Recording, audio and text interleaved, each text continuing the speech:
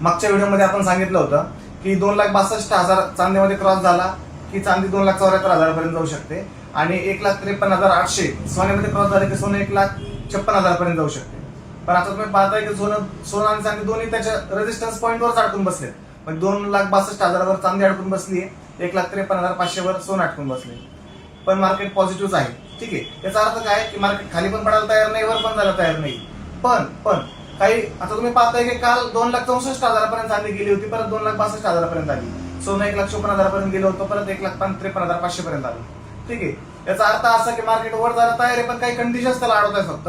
पण आता शनिवार रविवार तो उद्या दिवस मार्केटला सुट्टी आलेली, मार्केट वर जायलाच तयार आहे. खरेदी कोणाची बाकी असेल तर करून घ्या. आणि या व्यतिरिक्त अजून एक पॉईंट सांगायचा राहिला, जर तुम्हाला डेली भाव हवे असतील, सोन्या चांदीबद्दल डेली भाव हवे असतील, आपल्या बेदरे सर पांढरेला फॉलो करायचे. आपल्या स्टोरीला डेली भाव असतो. आपल्या इंस्टाग्राम बायो मध्ये इंस्टाग्राम ग्रुपची लिंक आहे, त्याला सुद्धा डेली भाव आपला पडतो. व्हॉट्सअप ग्रुपला सुद्धा आपला डेली भाव पडतो.